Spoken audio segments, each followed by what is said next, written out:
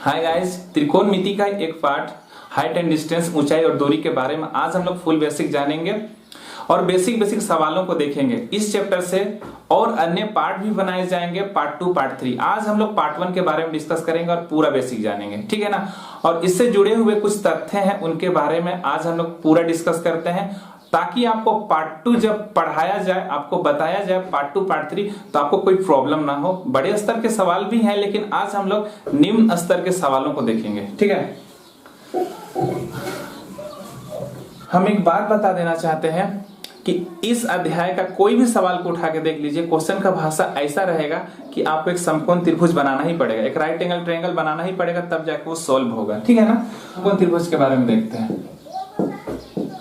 समकोण त्रिभुज क्वेश्चन का भाषा इस चैप्टर में ऐसा रहेगा कि हमको एक समकोण त्रिभुज बनाना ही पड़ेगा। बिना समकोण त्रिभुज के हम सॉल्व नहीं कर सकते हैं। समकोण त्रिभुज हमको बनाना ही पड़ेगा, राइट एंगल ट्रायंगल, ठीक है ना। तो एक हम समकोण त्रिभुज बनाते हैं, उसमें से सवाल में आपको अवनमन कोण के बारे में जिक्र होगा। अवनमन कोण, तो इस एंगल को बोलते हैं, इस कोण को बोलते हैं अवनमन कोण, अवनमन कोण, ठीक है ना। और एक एंगल और रहेगा जिस कोण का नाम है क्या, उन्नयन कोण, उन्नयन कोण, ठीक है ना। तो एक अवनमन कोण और एक उन्नयन कोण, तो ये एंगल और ये एंगल बराबर हो जाएंगे। क्यों? क्योंकि ये साइड और ये लाइन आपस में पैरेलल है, तो एकांतर कोण से ये दोनों कोण क्या हो जाएंगे, बराबर हो जाएंगे। कहने का मतलब जब भी अवनमन कोण बोला जाए या उन्नयन कोण बोला जाए, तो हमेशा एंगल यहाँ बनेगा। एंगल कोई सा भी एंगल रहेगा, वो न्यून कोण रहेगा, एक्यूट एंगल यहाँ पर बनेगा, ठीक है ना। तो एंगल का सामने वाला परपेंडिकुलर होता है, ये हम लोग बात कर चुके हैं अगले वीडियोस में, पिछले वीडियोस में। और यहाँ पर क्या रहेगा, बेस रहेगा, और ये क्या हो जाएगा, हाइपोटेन्यूस रहेगा।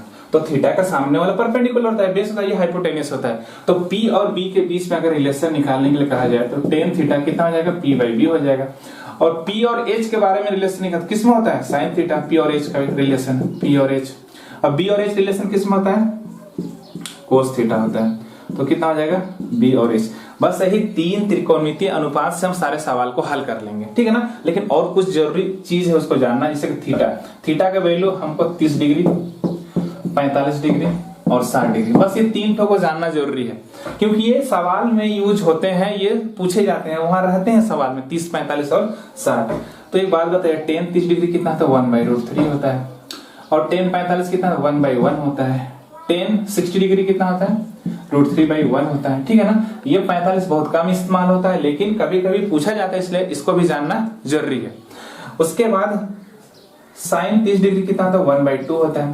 45 डिग्री कितना, 1/√2 होता है। और 60 डिग्री कितना होता है, √3/2 होता है। उसी प्रकार से cos 30 डिग्री कितना होता है, √3/2 होता है। ये 1/√2 होता है, और ये कितना, 1/2 होता है। तो इस प्रकार से tan, sin और cos का भुजा के आधार पर भी हम संबंध जानेंगे, और इस एंगल का वैल्यू भी जानेंगे, किसका, tan, sin और cos का।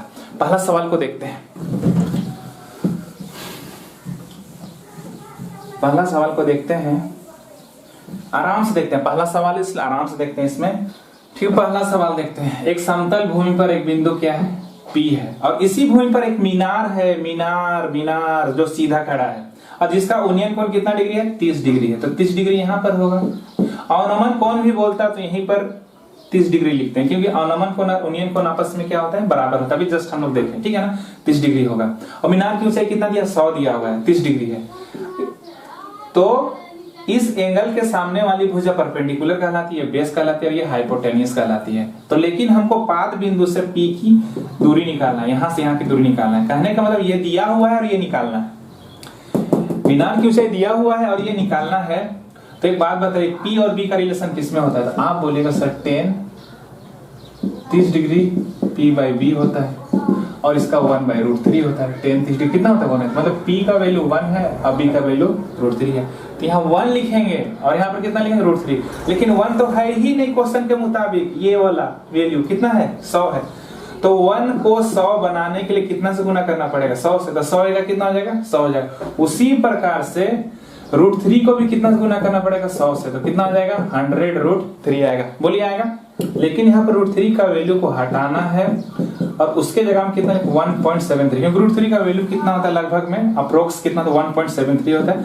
अगर हम इसका मल्टीप्लाई करते हैं 173 दशमलव हटा के, दशमलव हटा देंगे कितना हो जाएगा 0, तो 0 0 कट जाएगा, ऊपर से 100 नीचे दशमलव पर 2 संख्या है, 100 से कट गया कितना 173 मीटर, और यही क्या है इसका आंसर है। ठीक है, समझ गए। आगे देखते हैं इसी टाइप का और एक सवाल, एक दो सवाल देखते हैं। एक क्वेश्चन है, एक मकान है, ये मकान है, ठीक है ना, एक मकान है और इसमें सीढ़ी लगा हुआ है, और सीढ़ी और जमीन के बीच में उन्नयन कोण कितना है 60 डिग्री है, और इसको पाद बोलते हैं, ठीक है ना। और हमको सीढ़ी का लंबाई निकालना है, ये निकालना है, और इसका दूरी दिया हुआ है और ये निकालना है। तो एक बात बताइए, इस एंगल के सामने वाला P होता है, ये B होता है और ये H होता है, तो हमको B और H का रिलेशन किस में होता है, आप बोलिए कोस थीटा में होता है, कोस 60 डिग्री, इसी में B और कितना होता है H होता है, और कोस 60 डिग्री कितना 1/2 होता है, बोलिए होता है। अभी हम लोग जस्ट थोड़ा देर पहले देखें, तो हम H के जगह में 2 लिखेंगे भाई, और B के जगह में कितना लिखेंगे 1 लिखेंगे, लेकिन यहां से यहां तक का दूरी 1 नहीं है, कितना है 6.5 है, तो इससे कितना गुना है, तो आप बोलिएगा 6.5 गुना है। तो उसी प्रकार से H भी कितना होगा 6.5 गुना हो जाएगा, तो 6.5 गुना 2 कितना हो जाएगा 2 25 2 13 हो जाएगा, 13 मीटर। अब गुना करके देखिए 2 25 2 6 12 और 13 मीटर होगा। तो यही हमको निकालना था सीढ़ी का लंबाई, यही क्या है इसका आंसर है, ठीक है ना। ऐसा और एक सवाल है, एक दो सवाल है, उसको बनाते हैं, देखिए कितना आसानी से बन जाएगा। उसी प्रकार से धरातल पर खड़ी चट्टान के पाद, धरातल पर खड़ी, ठीक है ना, चट्टान के पाद से 129 मीटर दूरी पर चट्टान का शीर्ष का उन्नयन कोण 30 डिग्री है, तो उस चट्टान की ऊंचाई क्या होगी। एक चट्टान है और इसका उन्नयन कोण कितना दिया हुआ है 30 डिग्री दिया हुआ है, तो पाद बिंदु से इसकी दूरी कितना है 129 मीटर है, इसको बाद में लिखेंगे, ठीक है ना। तो एक बात बताइए, चट्टान की ऊंचाई निकालना है, ये निकालना है, पाद बिंदु से यहाँ की दूरी दिया हुआ है और ये निकालना है, मतलब कि एंगल का सामने वाला P होगा, ये B होगा, बोलिए होगा, ऐसा हम लोग देखे हैं। तो एक बात बताइए, इसका तो 129 दिया और इसका नहीं दिया, देखो 10 P और B का रिलेशन किस में होता है, तो आप बोलिएगा 10 में होता है, 10 30 डिग्री, तो इसी में होता है P और B का रिलेशन, तो कितना हो जाएगा 1/, तो इसका वैल्यू 1 होगा और इसका वैल्यू √3 होगा, लेकिन इसका जो वैल्यू है वो कितना दिया हुआ है 129 दिया होता है। √3 को 129 कैसे बना सकते हैं, तो 129 को ऊपर लिखेंगे, √3 को नीचे लिखेंगे, तब ना ये मल्टीप्लाई होगा, √3 से √3 कट जाएगा, कितना जाएगा 129 आ जाएगा। तो इसको भी उतना से ही मल्टीप्लाई करना पड़ेगा, किससे मल्टीप्लाई करना पड़ेगा 129/√3 से, तो 129/√3 से मल्टीप्लाई करेंगे 1 को, तो फिर तो वही आ जाएगा 129/√3, यही हमको निकालना था। तो √3 को ऊपर नीचे परिमेयकरण कर देंगे, रेशनलाइज कर देंगे, तो कितना जाएगा 129, √3 कितना जाएगा 3, और यहाँ पर √3 रहेगा, 3 चौके 12 3 तिया 9, तो कितना आ गया 43 दिखाई दे रहा है यहाँ तक √3 मीटर, और यही क्या है इसका आंसर है 43 √3 मीटर, इसका क्या आंसर है। तो देखिए कितना आसानी से बन जाएगा ऐसे सवाल को अगर हम करेंगे तो। एक पतंग भूमि से 75 मीटर ऊंचाई पर उड़ रहा है, एक पतंग है वो भूमि से कितने मीटर पर उड़ रहा है 75 मीटर ऊंचाई पर उड़ रहा है, ठीक है ना 75 मीटर, और थीटा कोण बना हुआ है, यहाँ तो एंगल दिया ही हुआ नहीं है, किस एंगल पे उड़ रहा है थीटा एंगल पे उड़ रहा है, कि डोरी में कोई ढील नहीं है, डोरी की लंबाई मतलब इसको निकालना है, इसको हमको फाइंड करना है, और इसकी ऊंचाई दिया हुआ है और इसको निकालना है, तो मतलब P और H का रिलेशन किस में होता है, तो आप बोलेगा सर साइन थीटा में होता है, P और H होता है, तो P और H साइन थीटा में होता है, लेकिन यहाँ पर कोट थीटा का वैल्यू ऑलरेडी गिवन है, कोट थीटा का वैल्यू कितना 8 और 15 होता है, इसका कितना B/P होता है, यहाँ दिया हुआ है, तो H कितना हो जाएगा, अगर 8 15 है तो इसका ट्रिपलेट कितना का बनेगा 8 15 और 17, इसका मतलब H कितना हो जाएगा 17 होगा, बोलिए होगा, क्योंकि ये तो पहले से गिवन है कोट थीटा 8/15, तो H कितना हो जाएगा 17 हो जाएगा। तो अगर H 17 हो जाएगा, ठीक है ना, H 17 हो जाएगा और P कितना है P 15 है, लेकिन क्वेश्चन के मुताबिक यहाँ 15 है ही नहीं, कितना है 75 है, इसे कितना 40 15 चौके 60 15 पचे 75, तो ये भी कितना गुना हो जाएगा हाइपोटेन्यूस भी, डोरी की लंबाई 17 पचे 85 मीटर, और यही क्या है इसका आंसर है। देखिए कितना आसानी से बन जाएगा, कोट थीटा दिया हुआ था, ट्रिपलेट से हम 17 निकाल लें, 17 यहाँ का वैल्यू होगा, और इसका रिलेशन साइन थीटा कितना P/H होता है, तो P का वैल्यू 15 और H का वैल्यू 17, लेकिन 15 तो है ही नहीं, पतंग की ऊंचाई यहाँ से यहाँ तक का 75 है, तो इससे कितना गुना होगा, 5 गुना होगा। तो यहाँ भी कितना गुना होगा, 5 गुना, तो 85 हो जाएगा। ठीक है,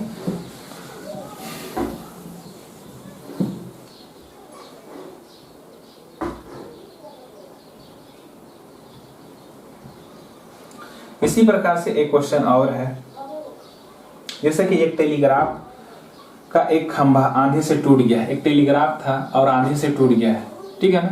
टूट जाए, बहुत लंबा खंभा था और ये क्या हो गया, टूट गया।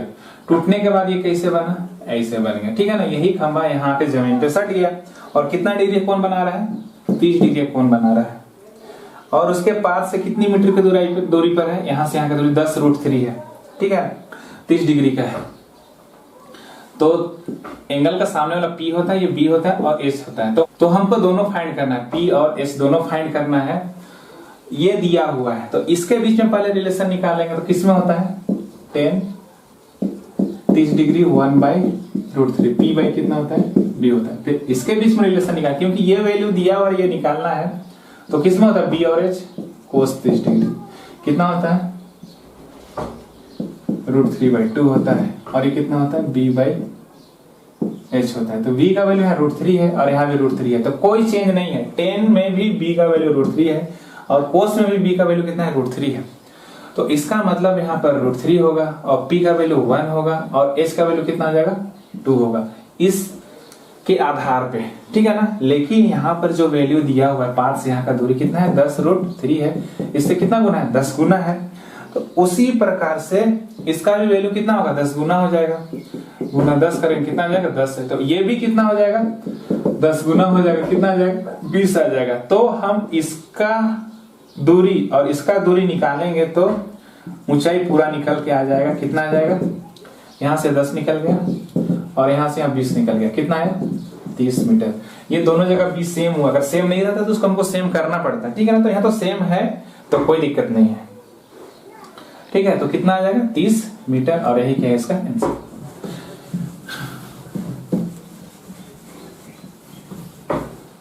नेक्स्ट,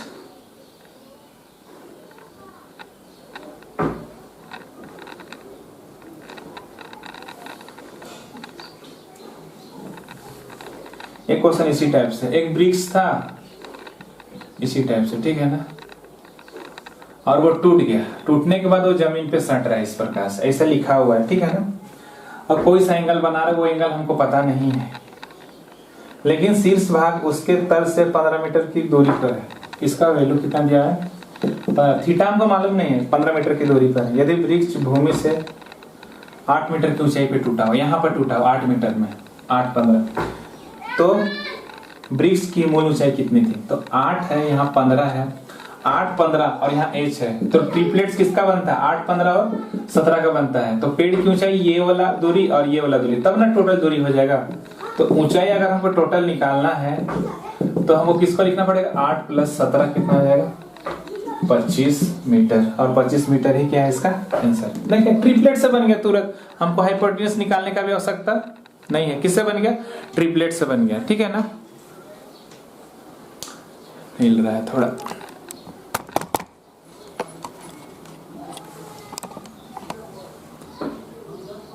ट्रिपलेट से बन गया। देखिए आप कितना आसानी से किससे बना लिए हम लोग, ट्रिपलेट से बना लिए। एक दो क्वेश्चन रहेगा जो होमवर्क रहेगा, आप लोग घर में बनाइए अगर आप लोग को समझ में आ रहा है तो ये सवाल सबको, ठीक है ना। अब दूसरा टाइप का थोड़ा देखते हैं। जैसे एक मीनार, उसके आधार, एक मीनार है तो मीनार की ऊंचाई ये है, मान के चलिए 5 से 100 मीटर का उन्नयन कोण, यहाँ से इसका उन्नयन कोण दिया हुआ है। इसका उन्नयन कोण गिवन है, कितना है, 30 डिग्री है। उन्नयन कोण कितना डिग्री है, 30 डिग्री है। तो मीनार की ऊंचाई कितनी होगी, यहाँ 50 मीटर दिया हुआ है, ठीक है ना, 50 मीटर दिया हुआ है। इस टाइप वाला हम लोग देखे, फिर भी देख लेते हैं अगर ये क्वेश्चन को बना रहे हैं तो। एक दो क्वेश्चन क्लास वर्क रहेगा, सॉरी होमवर्क रहेगा, आप लोग बना लीजिएगा। कितना दूरी पर, 50। तो हमको निकालना है मीनार की ऊंचाई, मतलब P और B का रिलेशन है। तो 30 डिग्री कितना, तो 1 और √3 होता है।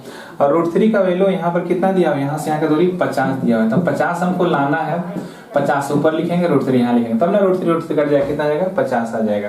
तो उसी प्रकार से एक को भी हम कितना से गुना करेंगे 50 बटे √3 से, तो 50 से का 50 तो 50 √3 आ जाएगा, क्योंकि हमको इसका ऊंचाई निकालना था जो मीनार है, तो कितना निकल के आ गया 50 बटे √3 मीटर, और यही क्या है इसका आंसर है। ठीक है ना, एक दो क्वेश्चन है उसको आप अपने से बनाइए। एक मीनार है, ठीक है ना, एक मीनार है, उसकी ऊंचाई और पास से कुछ दूरी, मतलब इसका डिस्टेंस और इसका दूरी दोनों दिया हुआ है, P और B का रिलेशन दिया हुआ है, कितना है, ये 5√3 है और ये 5 है, ये 5√3 है और ये 5, ऐसा लिखा हुआ है अनुपात में है। तो अनुपात में अगर ऐसा लिखा हुआ है तो P और B का रिलेशन किस में होता है, हमको एंगल नहीं पता है, तो tan थीटा में होता है, तो आप बोलिएगा P और B होता है। बोलिए, इसका रिलेशन ऑलरेडी गिवन है, इसका ऊंचाई और इसका दूरी दिया हुआ है, तो tan थीटा बराबर इसको लिखेंगे 5√3 लिखेंगे और यहाँ पर 5 कट जाएगा, कितना जाएगा √3/1 आता है, तो tan कितना में इतना आता है, तो आप बोलिएगा tan थीटा √3/1 tan 60 में आता है, किसमें आता है tan 60, तो थीटा का वैल्यू कितना निकल कर जाएगा 60, और यही क्या है इसका आंसर है। देखिए कितना आसान है, इसका रिलेशन दिया हुआ था तो हम उसको रेशियो में लिख लिए, किसमें होता है tan थीटा में होता है, तो थीटा का वैल्यू कितना निकल के आया 60 डिग्री। ठीक है, ऐसे ही और एक दो क्वेश्चन है उसको देखते हैं, जैसे कि ये वाला, इस टाइप का सवाल ना एग्जाम में बहुत ज्यादा बात पूछा गया, आप लोग जाके देखिए पुस्तक में मिलेगा आपको बहुत सारा क्वेश्चन। एक